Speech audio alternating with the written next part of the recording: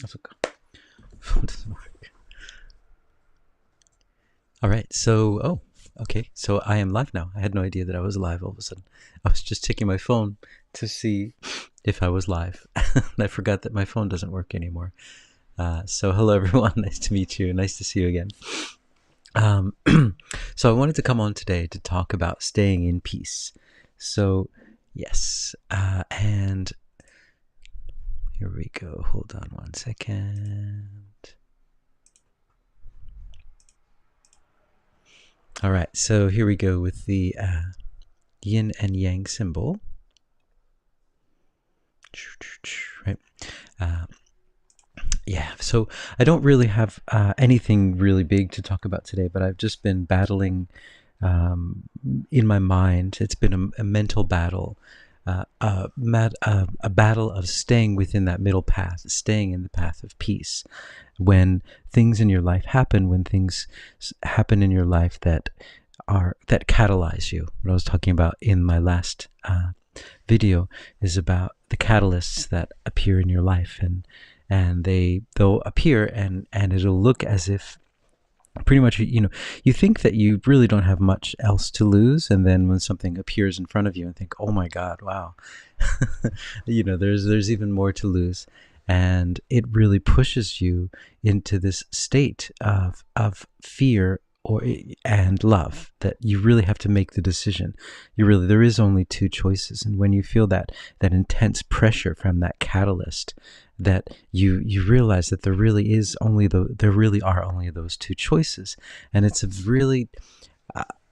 not an easy battle to be in when you're in the battlefield, and I mean the battlefield in your mind, between peace and love, between fear and worry and regret and love, and being able to see peace in it, being able to understand that everything that happens in your life happens for a reason, and even though you don't understand it, you just have to understand that there's something there, and there's something wonderful there, and that you just have to let it be what it needs to be, rather than fighting against it. No, I don't want this to happen. Just let it be what it needs to happen. So in my last video, we were talking about your life's blueprint, and how, it seems like these things come out of left field in your life, where you're just approached, something just happens and you think, what? No, and then your whole world is turned upside down, at least for a few days, until you figure out your mind out again. And it can be scary, because and these things are very scary, because it is scary. I mean, this world is a kind of a crazy place if you let it be. And so when your mind's in that place, until you get to the place of peace, it's just a constant battle.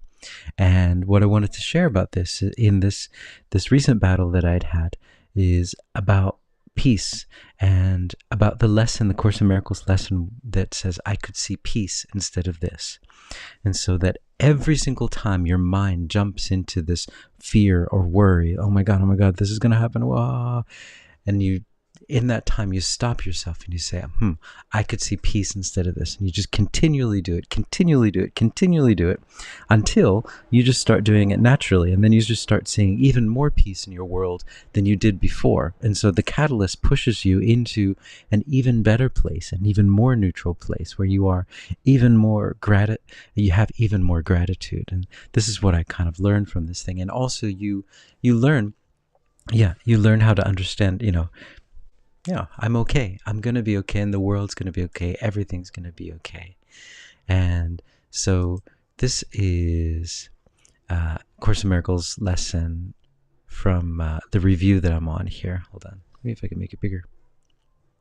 You will need your learning most in situations that appear to be upsetting, rather than those that already seem to be calm and quiet. The purpose of your learning is to enable you to bring the quiet with you, and to heal distress and turmoil. This is not done by avoiding them and seeking a haven of isolation for yourself. You will yet learn that peace is a part of you, and requires only that you be there to embrace any situation in which you are. And finally, you'll learn that there's no limit to where you are, so that your peace is everywhere as you are. So this basically sums up exactly, this is what the Course in Miracles is for. And I've been doing them passively recently, just kind of doing them again. But when this catalyst appeared in my life, I was actively do it. I put them back in my pocket here. I have them all in my pocket. I write them on little slips of paper, and then every time the fear comes up, I take out the paper and I look at it, and I recalibrate my mind into a mind of peace. So I'm seeing all this fear and worry, regret, and then I push it back into peace, and it's just that process of continually doing this, because if you stay in the place of fear, then you're just creating more of that for your future. And that's the dilemma. That's why it's so difficult down here. It's just like you have to calibrate yourself into that. And in those times where the world seems to be falling apart around you, that's the most difficult thing, one of the most difficult things to do down here. And so this is all from the review, Lesson 51 review from A Course in Miracles. So I recommend it if you are in that situation, or if you're looking, or if you don't have a practice. This practice worked really well for me, the Course in Miracles. I had been searching for something for a long time, like about 6 or 7 years ago, and this was it. This is what I had been looking for, a way of training your mind. So to not think the way that we were taught to think, but rather to think in a more universal way. And so I also wanted to share this. So what I see is a projection of my own errors of thought. I do not understand what I see because it is not understandable. I love this lesson here. So it talks about how everything that we see around us, we think that it all has certain meanings for it. Like, this person on the news means this. That person's good. This person's bad. This is right. This is wrong. This is that. This, and we've assigned everything roles in our life. And that person's my friend. That person's my enemy. All of these different things. But that's all our judgment. We really don't understand. We think we understand. We think we got it all figured out. And we're going to be safe if we put labels on everything. It's like we put little post-it notes on everything. That is a light, and that light just serves the purpose of illuminating my desk. And this is my friend, and he serves the purpose of listening to me when I have problems. And this is my enemy, and they always attack me, and all these different things. But we're not really seeing the big picture. And so by just seeing this tiny little picture, we don't see how all these things are working together in this most beautiful symphony to help us to understand that we're love, and that they're love, and that lamp is love, and that friend is love, and that enemy is love, and that everything is love, and that's the whole point. And that's what we don't get. We're just seeing everything, and we're just seeing the little bits and pieces. We're just seeing the trees, but we're not actually seeing the forest and how it all works together. Or we see the tree and we say, oh, what a hard bark. It's so hard. It's so tough. It's so difficult. It's so rough, But we're not seeing that this beautiful symphony is happening around us. And I love this idea that I don't understand anything I see because it is not understandable. We just projected all this weirdness onto our world, and then we're trying to figure it out. And so this is one aspect of it. And the other thing I like is the last part. I'm never upset for the things. Okay. I'm never upset for the reason I think, because I'm constantly trying to justify my thoughts. So my thoughts are like, this is a lamp, that's the friend, that's the enemy, this job means this means that, right? I'm trying to justify all my labels on everything.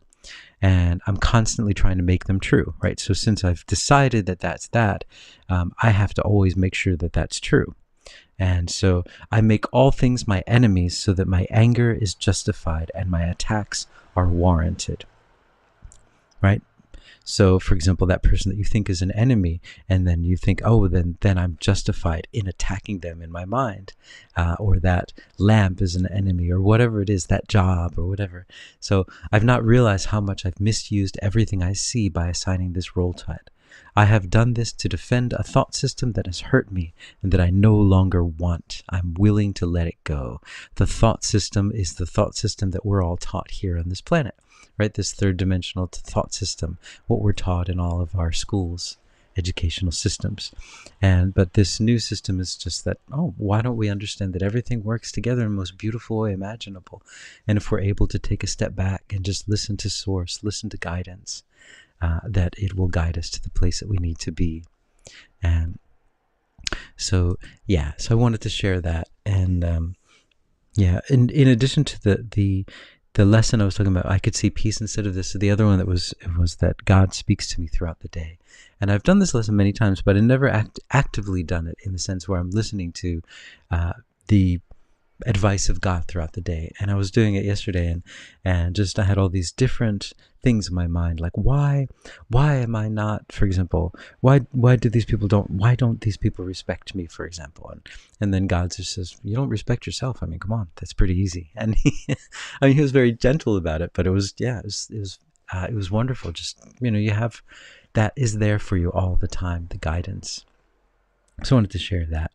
I think that's, for me, it was a really wonderful review of why I started the Course in Miracles in the first place. Because when I started it, I was not yet there, but after a year or two into it, I was in a very, very catalyzing situation where the rug was pulled underneath me, and I lost everything that I thought I had. And then I had to figure out what I was and what I meant and what this whole world meant. So I had to restructure my whole reality up until that point. And so I really recommend it if you are interested, or if you are in that place where you're just like, I have no idea what to do with my life right now. I'm stuck in worry all the time, and I can't sleep, and I can't do anything. And every time I do anything, all I think about is this. This is a really good practice for you. It does use a lot of the words, like, for example, Christ or Jesus. It does use the words Holy Spirit. I don't know if it uses the word Jesus. I'm not sure. But it uses kind of Christian kind of words. And so if you are turned off by those words, I'm not sure if it might be the best thing for you. So there might be other ways of going about it. But the words are just words. They're just ways of going about.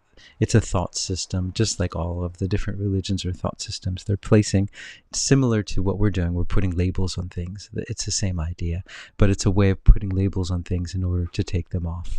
So I'm going to go into a channeling and just see if they have anything to add about any of this stuff, or what do they have to say for today. We are at May 23rd, 2025. Here we go.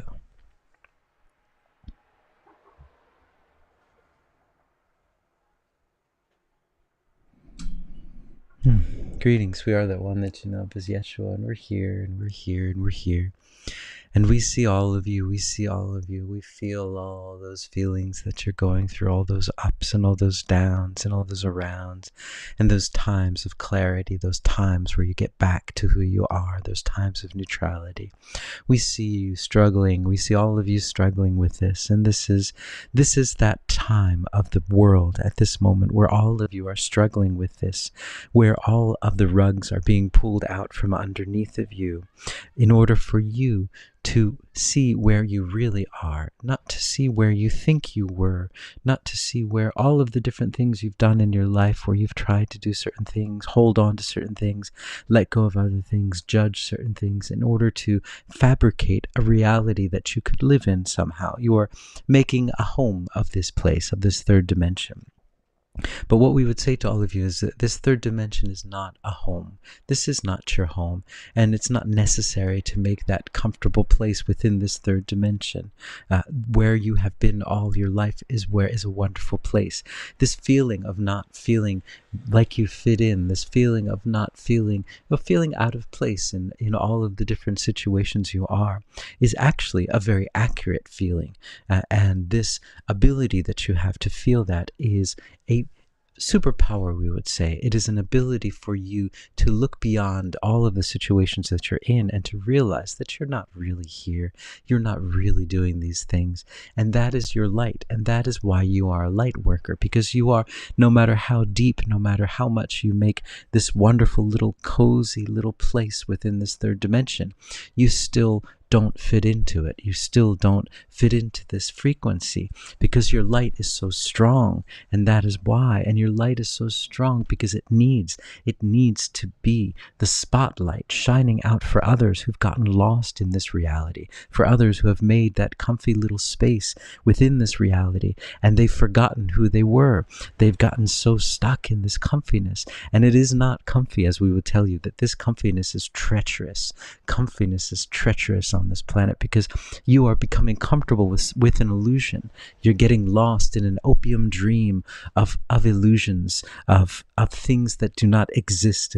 And when you do so, you feel that emptiness. And a lot of those who've gotten so comfortable are feeling that deep sense of loneliness and emptiness, and they don't even understand what's going on, but all they see is your light shining out there. And even though you may not even be aware that that light is shining, they see it.